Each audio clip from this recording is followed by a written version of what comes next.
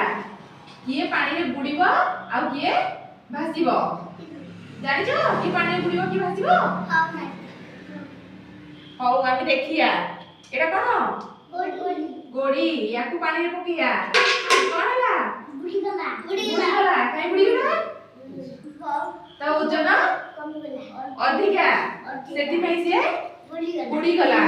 ତାପରେ ଏବେ ଆମେ ପତ୍ର ପକେଇ ଦେଖିବା ଏ ପତ୍ର ପକେଇବା କଣ ହେଲା ପତ୍ର ଭାସିଲା କାଇଁ ଭାସିଲା କମ ସେଥିପାଇଁ ସେ ଭାସିଲା ତାପରେ ଏଟା କଣ ସୋଲ ଏ ସୋଲକୁ ପାଣିରେ ପକେଇବା ଏ କଣ ହେଲା ଭାସିଲା କାଇଁ ଭାସିଲା ହଁ ତା ଓଜନ କମ ଅଛି ବୋଲି ସେ ପାଣିରେ ଭାସିଲା ଏଟା କଣ ଛୁରୀ ଏଟା କଣ ହେଲା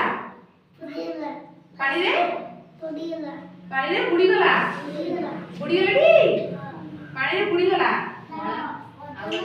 ତା ଓଜନ ବହୁତ ବୋଲି ପାଣିରେ ବୁଡ଼ିଗଲା ଏଟା କଣ ଇ କାଠି ୟାକୁ ପକେଇବା ଇ କଣ ହେଲା ଇ ବୁଡ଼ିଗଲା ଇ କଣ ହେଲା କାଠି କଣ ହେଲା ଭାସିଲା ତା ଓଜନ କମ ଅଛି ବୋଲି ସେ ଭାସିଲା ଏଟା କଣ ଏ ଯୋଉ ଅଁଳା କଣ୍ଢେଇ ହଁ ଟେଡି କି କଣ ହେଲା ପାଣିରେ ଭାସିଲା ତା ଓଜନ କମ ଅଛି ବୋଲି ଭାସିଲା ଏଥିରୁ ଆମେ କଣ ଜାଣିଲେ